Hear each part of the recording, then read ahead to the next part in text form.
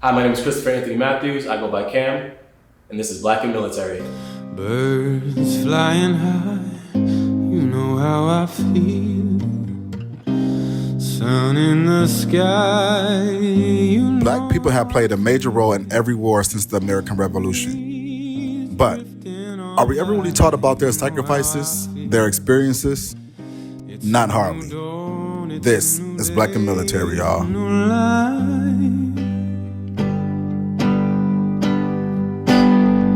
And I'm feeling good. Okay. Cam, what made you want to join the military?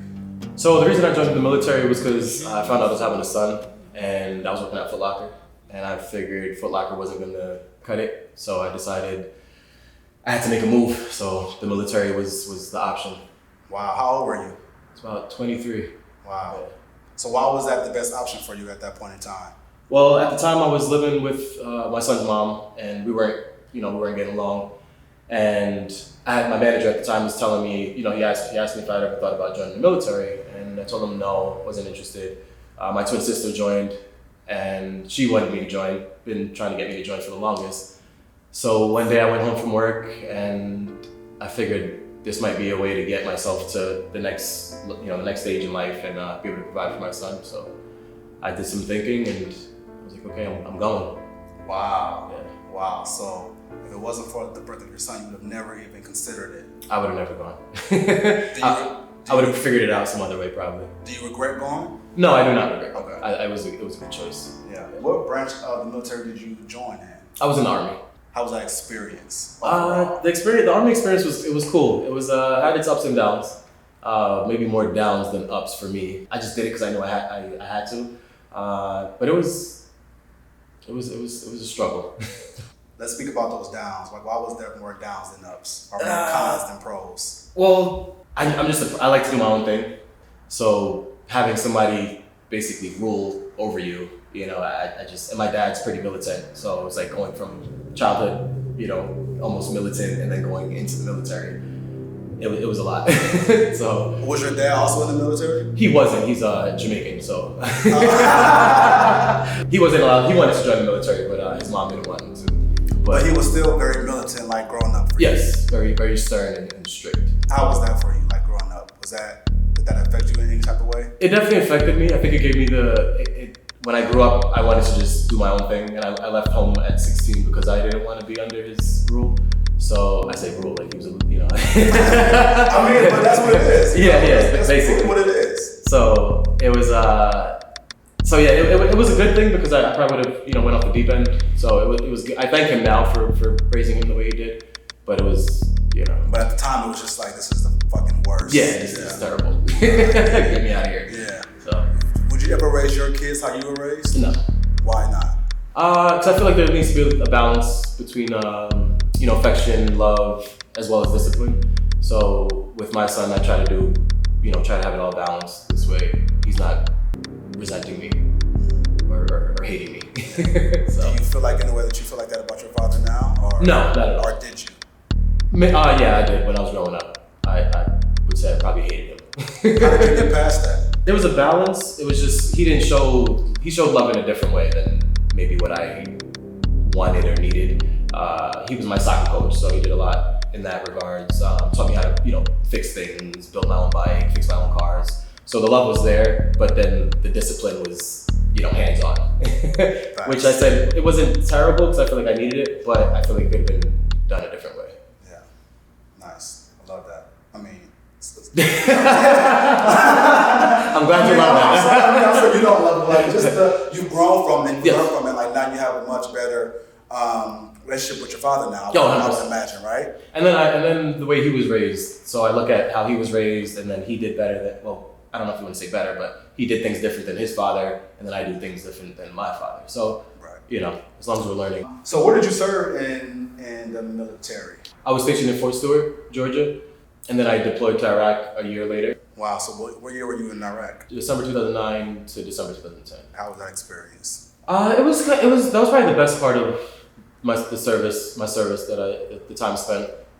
Just because you had a lot more freedom to do your job. What was your position while you were in Iraq? What were you doing specifically? So my job is 25 uniform.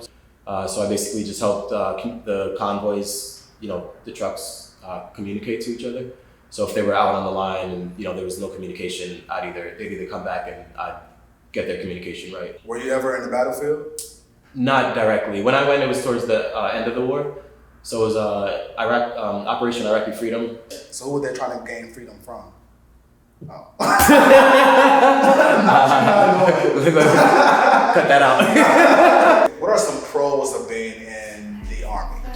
So the pros of the military is belonging to a team. They say the Army is like the biggest gang, so to speak. So just always having friends and people around that you can talk to if you need help. You get your money in 1st and 15th, so that's always a plus. If you're on base, you get food you get free food, or it's paid for, but you get to go to the chow hall and eat. You get housing, which is free. So you get you're basically you get stability. So that's probably one of the best things I would say is stability. And what are some of the cons? So some of the cons are, if you want to get out, you can't because you have a contract that you signed, so you're obligated to fulfill that contract. Some people get medical leave discharged, but whatever they tell you to do, you're pretty much property of the military, so of the government. So you can't really just move around the way you normally would if you're a civilian.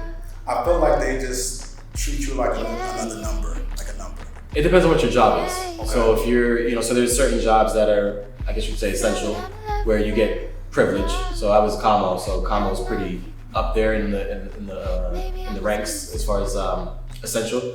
So we get treated pretty good because you need comms you always need comms, communication. Exactly. So internet, radio, all that stuff. Right. So we get treated pretty good. How did your time in the military affect you, like either negatively or positively? And all, I think it affected me positively. I mean, it gave me structure, it gave me a foundation. Basically what I went in the Army for, it gave me what I needed. So when I got out, I wasn't running around the streets, doing stupid stuff. I was more focused and realizing, okay, there's more to life than the Army, but then there's more to life than what I was doing before. So. Right. I love that. Has there ever been a time when being in the military brought you to tears?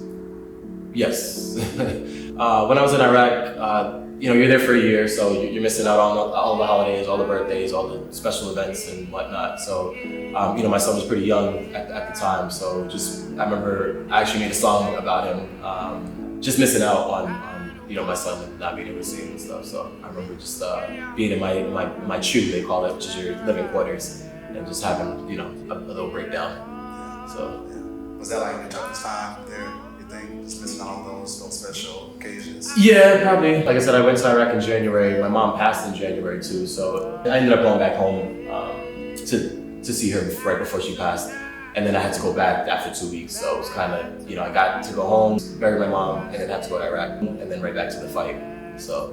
How was that time period for you? It had to be difficult. That was probably the toughest time of my life. I was also going through a breakup, so it was just all that. A season of endings. Yeah. Basically. And then I flew to Iraq. My guys were already there, so I flew by myself, with all these thoughts in my head. And then to get to Iraq, this new place, and you land and you're here for the rest of the year. So it was pretty tough. Were you able to like fully mourn your mother? No, I wasn't able to. It was because when you go, you're back. You're a soldier. You're back to the fight. I mean, that's another con of being in the military is whatever's going on in your personal life, whatever outside of the military, you kind of have to just figure it out outside of work. Have you still not been able to mourn for her? I have. I was happy I was able to go back before she passed, so that was probably the biggest thing. If I wasn't able to go back, it would probably be a different story. But I was. And she saw you, like she was aware that you were there around and whatnot. She was basically on life support, I guess you could say so. And I feel like she knew I was there, And even if she didn't, I knew, it was nice just to be there. It was better for you to just be there if nothing else. Yeah. And talk to her and have the final words and stuff. So yeah. Do you mind sharing how she passed? She had lupus for about 10 years. Yeah. So it was a long stage of things. Lost both of her legs, lost her hair, so it was rough. And also, I see that you have a service dog. Yes. When I first got out, it was a little hard adapting to civilian life. When you're in Iraq, you have a mindset of, there's a lot going on, right? You're told that there could be people coming on fob, kidnapping soldiers, and so you're always on high alert. So when I got out, it was I was having a rough time trying to adapt, and having a companion and having somebody to just do things with all the time. So I looked into it. I applied for Fenway, and I got him a year later. He's been with me ever since. Do you think that veterans are taken care of, like once they return home? I think veterans are taken care of if they use the resources.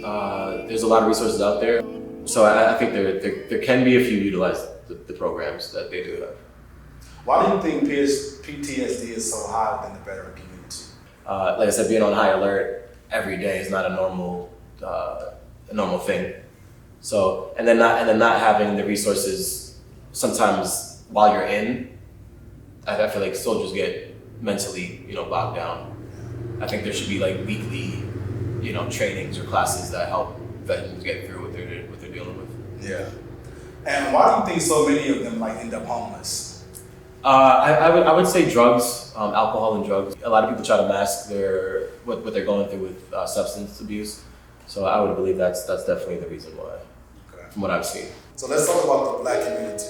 Yes. Because we know how Black people feel about the military. Well, some of them. I was always told from my grandparents, my grandfather and my grandmother. Mm-hmm. My grandfather, he was in Vietnam. Okay.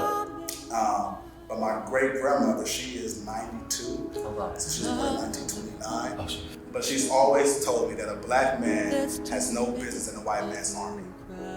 Okay. What you think about that? I mean, I understand where she's coming from. So I grew up in Mount Vernon, which was predominantly Black. I moved up north to a predominantly white neighborhood.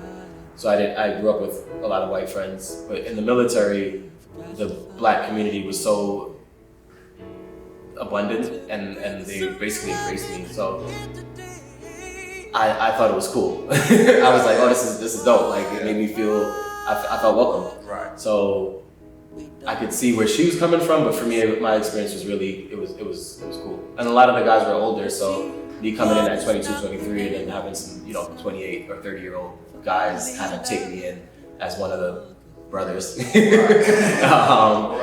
So. And to be fair, like, she comes from an era where her men would go away overseas to like fight for freedom for other people and come back to their country and not have freedom at all. So it was just a different time frame, different state of mind, all of that. Of course. Has something to do with it. Would you ever encourage your own son to join the military? If he wanted to join the military, I would tell him to join. You wouldn't be opposed to that? No, I wouldn't. Jaden? Want to join your dad? Yeah, just for like a couple minutes. Hey, this is your time to shine, bro. You just listen to your followers, like all that. I'm gonna just ask you a question.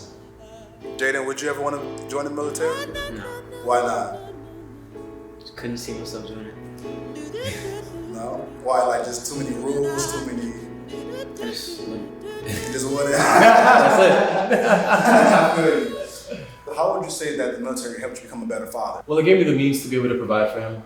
Like I said, I was working at Foot Locker prior, so the money wasn't, the greatest. So having some stability, being able to send money home regularly was definitely a plus.